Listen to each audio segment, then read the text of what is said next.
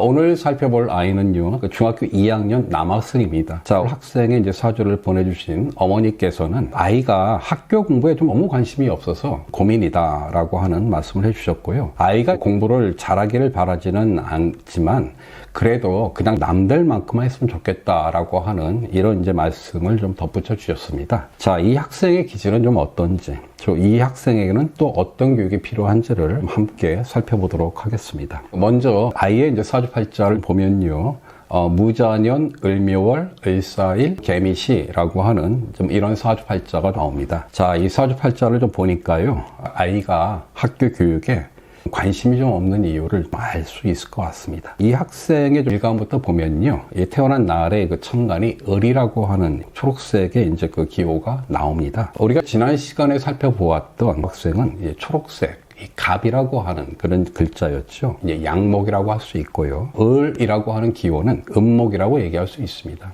이 갑은 소나무와 같은 큰 나무에 비유를 하고요. 그리고 이 을이라고 하는 것은 풀이라든지 꽃과 같은 이런 좀 작은 어떤 이 초목에 이제 비유를 하지요. 그래서 보통 이 좀 을목인 이 사람들은요, 언뜻 보기에는 굉장히 좀 부드럽고 연약하게 보입니다. 하지만 은근히 좀 질긴 어떤 생명력 그리고 좀 추진력을 갖고 있는 기질이다라고 얘기할 수 있는데요. 자, 그런데 이제 그 재미난 것은 이 학생의 경우는요, 바로 일간인 을이라고 하는 기호가 천간에 또 하나 있다는 겁니다. 즉 2개씩 있다라고 하는 겁니다.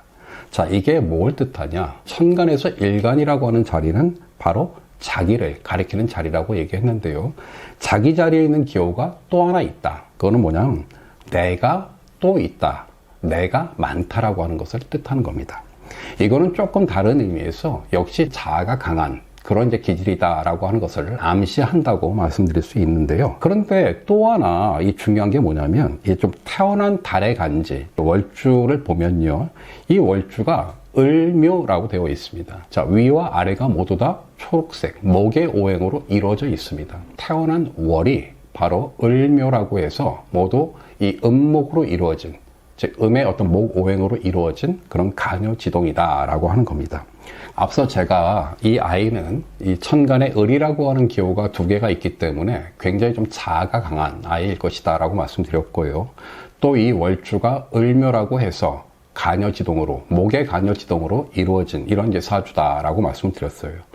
이 아이 역시 굉장히 자기의 어떤 이 뿌리가 튼튼하다라고 얘기할 수 있고요. 자기의 이 생각과 행동이 일치하는, 그러니까 자기의 주관이 매우 분명하고 고집이 센 그런 학생이다라고 하는 것을 알 수 있다는 거죠. 보통 부모님들께서는 이 좀 자기의 자식들을 좀 어린애로 보는 경향이 좀 있는 게 객관적인 사실입니다. 그래서 좀 아이들의 어떤 이 행동을 보면 그게 좀 소리 없고 좀 뭔가 좀 자기 생각 없이 하는 그런 이제 행동으로 보는 면이 좀 있는데요. 꼭 그런 거는 아니라고 하는 점 인정하셔야 되지 않을까라는 저는 생각을 합니다. 아이들도 다 독립된 인격체고 또 자기의 어떤 이 생각, 자기의 주관이라고 하는 게 있다는 거죠. 따라서 이 자식들과의 어떤 원만한 관계를 이루기 위해서는 좀 이 자식의 어떤 그런 기질들을 먼저 좀 인정하고 존중하는 것에서 시작해야 되지 않는가라고 저는 생각을 하는데요. 이렇게 좀 굉장히 자기의 어떤 자아가 강한 아이들 같은 경우는 더욱더 아이들의 어떤 이 자존심을 좀 상하게 하는 그런 식의 언행을 삼가하는 것이 좀 필요하다. 그것이 이 학생에게도 역시 적용된다라고 하는 말씀을 좀 드리고 싶고요. 다음으로 이제 말씀드릴 게 바로 이제 이 학생 사주의 가장 큰 특징이라고 얘기할 수 있습니다. 아마도 저는 정말로 중요한 이 아이를 이해하는 좀 키라고 생각하는데요. 그건 뭐냐면 바로 자기를 뜻하는 일주의 자리가 을사라고 하는 간지로 되어 있다라고 하는 겁니다. 보시면요, 태어난 날의 천간, 즉 일간은 을이라고 하는 목의 오행으로 되어 있고요. 자, 태어난 날의 지지, 이거는 일지라고 하는데 이거는 사라고 해서 빨간색 화의 오행이 나옵니다. 초록색, 빨간색, 예쁘죠? 굉장히 좀 활기차고 좀 발랄한 그런 색들로 구성되어 있습니다. 이런 거를 목화통명이라고 부릅니다. 즉 나무와 불이 서로 이렇게 통해서 환하다, 밝다라고 얘기하는 겁니다. 저는 이 학생은 그런 기질을 가지고 있다고 생각합니다. 그런데 학교 공부에는 관심이 좀 없다고 그래요. 사실 을사라고 하는 이 간지는 그 목화 통명이기 때문에 총명한 사주다 라고 이렇게 그 고전에 알려져 있거든요. 자, 그런데 이 학생은 학교 공부에 관심이 없다고 합니다. 을사라고 하는 간지는요, 목오행과 화오행으로 이루어져 있습니다.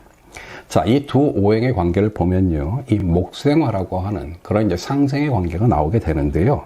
자, 그래서 이 사라고 하는 오행은요, 일간인 을이 도와주는 상관이라고 하는 기호가 됩니다. 앞에 상이라고 하는 말은요, 우리가 보통 상처, 뭐 이렇게 다치다라고 하는 이런 뜻이고요.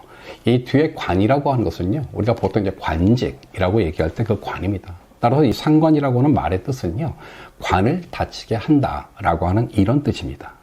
자, 여기서 말하는 관이라고 하는 거, 방금도 말씀드렸지만 어떤 관직이라든지 어떤 뭐 회사와 같은 이런 큰 조직, 또 어떤 권력기관, 뭐 공직, 자, 이런 것들로 이제 해석을 많이 합니다.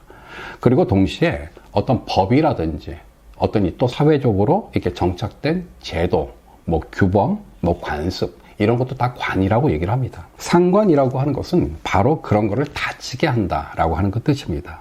뭐 한마디로 얘기하면 우습게 본다라고 하는 거죠. 자, 그래서 이거를 긍정적으로 해석하면 비판적이고 좀 창조적인 기질이라고 얘기할 수 있는 거고요. 부정적으로 해석한다라고 하면 반항적이고 자유분방한 기질이다라고 얘기할 수 있는 겁니다. 뭐 세상 모든 것은 다 양면이 있기 때문에 이렇게 이제 해석을 할 수 있는 건데요. 오늘날 제도화된 학교에서 이루어지는 교육이란 거, 물론 뭐 여러 가지 의견들이 있겠지만 아이들의 어떤 개성이라든지 뭐 기질들을 전혀 고려하지 않고 사실 입시 위주로 약간 획일화된 교육이라고 하는 것, 이건 누구도 부정할 수 없지 않겠습니까? 사실 그런 의미에서 지금 현행의 학교 교육이라고 하는 것이 관이라고 얘기할 수 있는 겁니다. 자, 그런데 이 학생의 일주인이 을사라고 하는 것은 바로 그러한 관을 굉장히 우습게 보는, 굉장히 좀 비판적이고 반항적인 그런 기질을 대표하는 간지라고 하는 거죠. 그러면 이것도 문제 아니냐, 또 이렇게 또 느끼시는 분들이 있을 거예요. 전혀 문제 아닙니다. 제가 참고로 말씀드리면요, 우리의 역사인물 중에서 이런 을사라고 하는 이런 굉장히 좀 반항적이고 또 어떤 비판적인 이런 기질을 갖고 계신 유명한 분이 계십니다. 바로 여러분들이 다 좋아하시고 또 여러분들의 자식이 그렇게 되기를 바라는 세종대왕입니다. 당시에 그 중국의 문자였던 이런 그 한자만을 고집하던 어떤 이 양반 기득권층이 아주 거센 반발을 이겨내고 한글이라는 굉장히 좀 독창적인 문자를 창제한 그런 아주 파격적인 왕이었습니다. 뭐 좋게 얘기해서 파격적인 왕이었던 거고요. 당시의 기준에서는 굉장히 반항적인 왕이었던 거죠. 바로 그분의 월주가 을사였습니다. 이 학생이 학교 공부에 관심이 좀 없다 이런 얘기를 했지만 그거는 이 학생의 잘못이라고 절대 생각하지 않고요.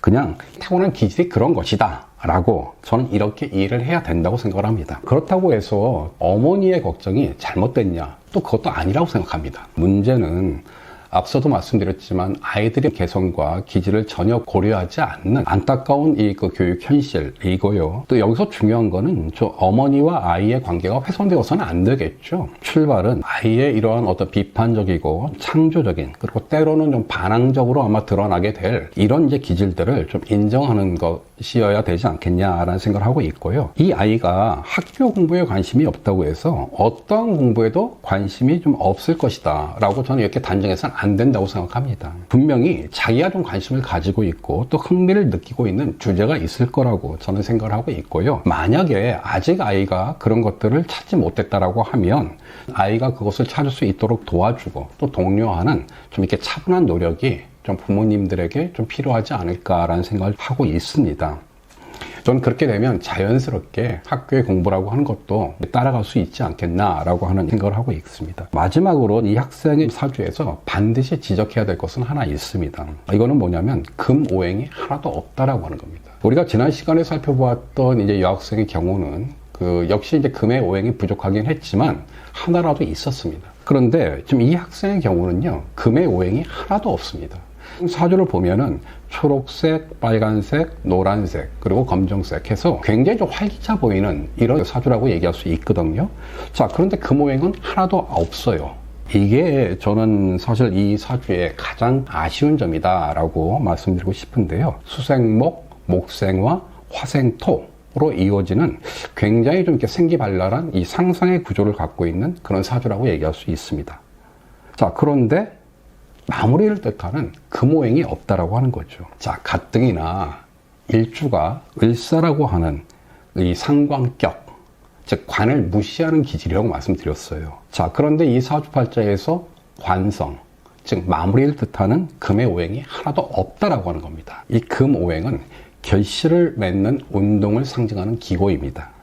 자, 싹이 올라오면 꽃을 피게 되고요. 또 꽃이 피게 되면 열매를 맺는 것이 어떤 자연의 순리이죠. 그러니까 사람의 인생도 마찬가지입니다. 아무리 능력이 뛰어나고 재주가 또 이렇게 많고 그래서 일을 화려하게 잘 전개한다 하더라도 그 일의 성과를 제대로 좀 내지 않는다라고 하면 의미가 많이 삭감이 되겠죠. 이 학생은요, 을목이어서 호기심도 많고요, 또 아이디어도 많고 또 창조성도 뛰어나기 때문에 굉장히 좀 일을 화려하게 잘할 것 같아요. 그런데 항상 그 일을 좀 마무리하고 뭔가 좀 결실을 맺어서 성과를 좀 이렇게 이뤄내는 이런 면은 굉장히 좀 부족할 것으로 보인다. 이런 이제 우려를 하고 있기 때문에 이 학생에게 도움이 되는 교육법이라고 하면요. 일단 좀 이것저것 일을 좀 벌리지 못하게 해야 되고요. 무슨 일이든, 그러니까 그것이 이제 큰 일이든 작은 일이든 일단 좀 시작을 했으면 항상 그 일을 좀 마무리를 짓고 또 새롭게 다른 일을 좀 시작하도록 하는 그런 습관을 좀 기울 필요가 있고요. 역시 정리정돈하는 이런 습관을 기르는 노력을 해야 된다라고 생각합니다. 그런 습관을 기르는데 필요한 그 방법이 뭐냐면 글쓰기 훈련을 시키는 겁니다. 뭐 이렇게 일기를 쓰는 거 당연히 좋고요. 뿐만 아니라 긴 글이든 짧은 글이든 글을 써서 자기의 좀 생각을 좀 정리를 좀 하게 하고요. 또 그걸 항상 이렇게 결론을 내리게 하는, 매듭을 짓게 만드는 좀 이런 교육이 굉장히 좀 커다란 도움이 좀 될 것이다 라고 하는 말씀을 드리고요. 뿐만 아니라 이 학생에게는 아무래도 이제 금의 기운이 좀 필요하기 때문에요. 금을 상징하는 좀 하얀색 계통으로 좀 아이의 방을 이렇게 좀 인테리어 하는 것이 도움이 좀 될 것이고요. 가구, 뭐 이렇게 책상이라든지 그리고 이제 학용품 이런 것들은 이 나무보다는 좀 금속 계통이 더 도움이 될 것이다. 이상으로 사주로 풀어보는 우리 아이 교육법 시간을 마무리하고요. 다음 시간에 다시 여러분들을 찾아뵙도록 하겠습니다. 고맙습니다.